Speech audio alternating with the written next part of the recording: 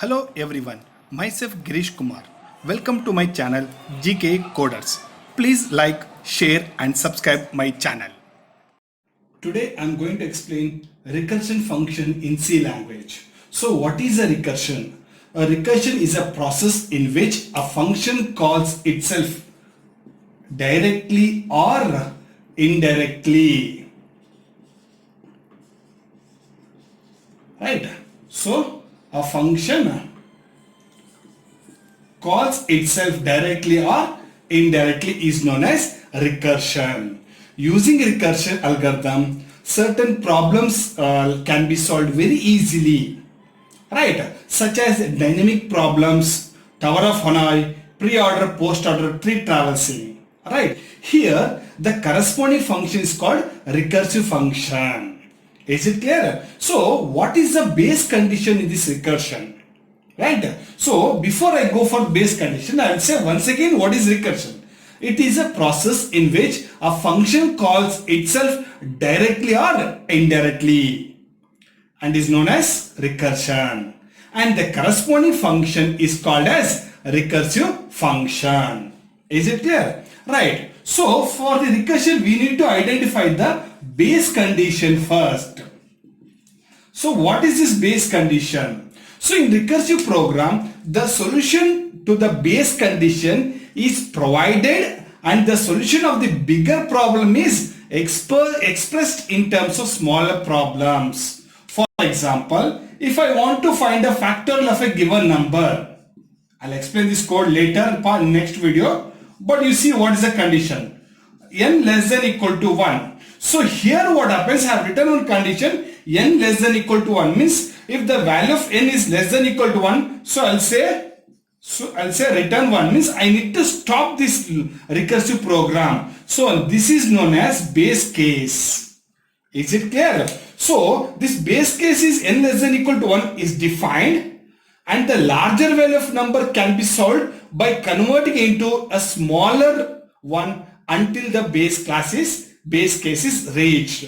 Right? Else return n into fact of n. So here what happens? So here I have defined the base case and this is the larger value. The larger value of the number can be solved by converting into smaller number. So here you can see there I am converting into smaller number. That is I am writing first I am finding n minus 1.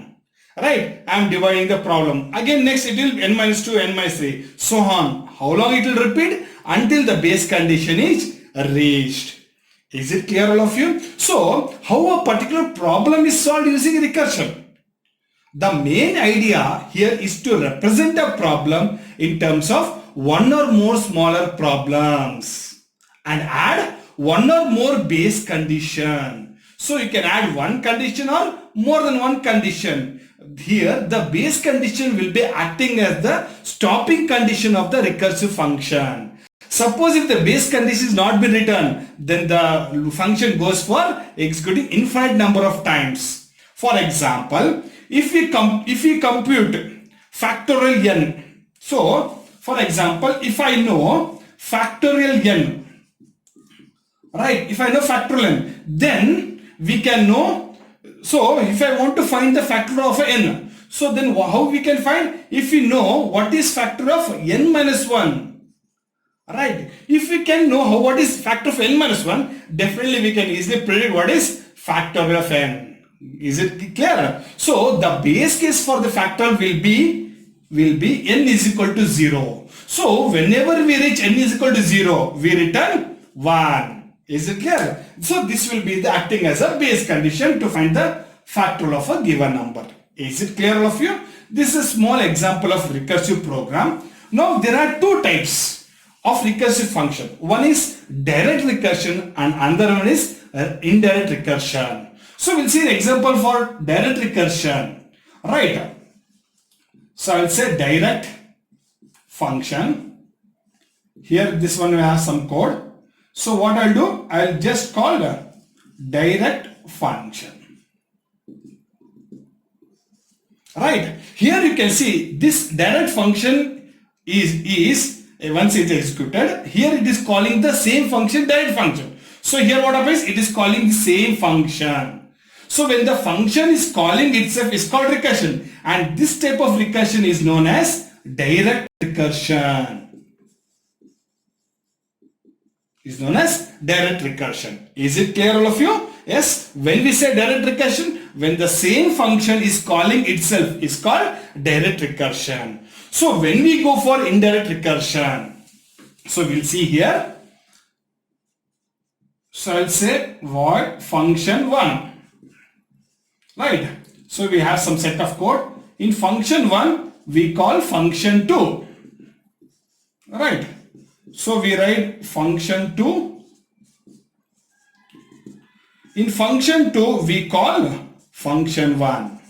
So here you can see there in the above program, we have written one function 1. So this function 1 is calling function 2. So from here it is going to function 2. And when we are executing function 2, in function 2 it is calling function 1. Again it is calling the same function back. And this type of function call is known as indirect recursion.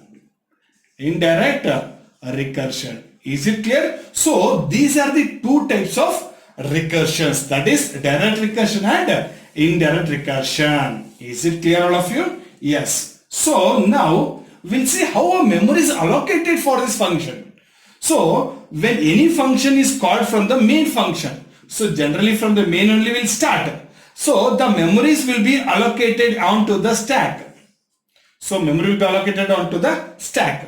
So a recursive function calls itself. The memory for a called function is allocated on top of the memory allocated to the calling function. So assume that this main function is calling function 1. This function 1 is calling function 2. Right. Now what happens? First, memory will be allocated for the main in stack. This is known as your stack data structure. Right. And once it is executed, it is calling function 1. So memory for function 1 will be allocated above this one.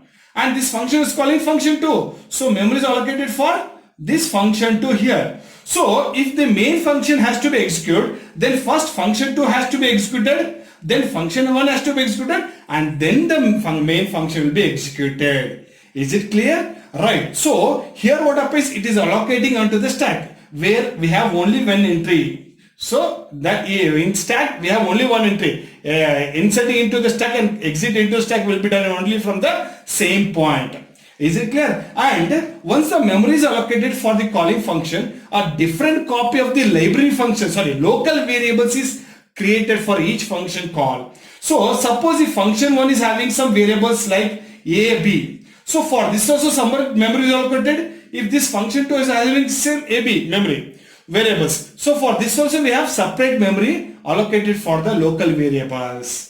Is it clear? So when the base case is reached, the function returns the value. Means here when function 2 is executing, it will be executed until the base condition is reached. So once the base condition is reached, the value is returned back to this function. And this function will be executed until it also reaches to the base condition. And once it reaches to the base condition, the control is transferred back to the main function and continues the execution. Is it clear? So once this happens, so once the base condition is reached, the function returns its value and the function by whom it is called, and the memory is deallocated. Right? What happens? Once the base condition for function 2 is reached, it returns a value and the memory is deallocated. And this process continues until all the functions are being executed. Is it clear? So this is how memory is allocated for the recursive function. Right. Now what are the advantages of recursive function over iterative program? So recursive functions are clean and simple way. So we can easily write the code for recursive function. Recursive function when compared to iterative function. Some problems are inherently recursive, such as tree traversal, Tower of Hanoi.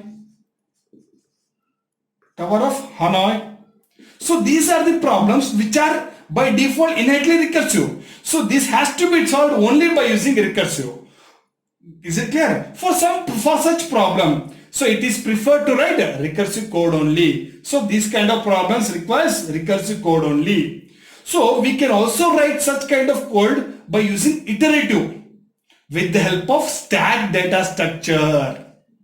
With the help of stack, we can also write the same code iteratively, right? So such as in-order, pre-order, traversal, pre-traversal, Tower of Hanoi also we can write by using a iterative function also. But when you go for this kind of problem, so recursive will be the best and easiest way, right? Next, what are the disadvantages of recursive program over iterative program? So both ways we can solve the problem. So any problem can be solved by using recursive program and also by using iterative problem. But here what happens, every recursive program can be written iteratively and also vice versa, right? The recursive program has greater space requirement. So space required by recursive function is more than the iterative function. Is it clear? Iterative function, because all the function will remain onto the stack until the base condition is reached. Is it clear, all of you? Right. So it has, and this is one more point, and the second point is it has greater time requirement. So time taken to execute this recursive program is more when compared to iterative functions. Is it clear? So these are the two drawbacks of recursive function over iterative programming. Is it clear? So this is a concept of recursion. Again I am saying, what is recursion? A function calling itself is called recursion. Right. So in the next video we'll try to solve some problems such as finding the factorial of a given number. Is it clear, all of you? Thank you. Thanks for watching the video. Thank you.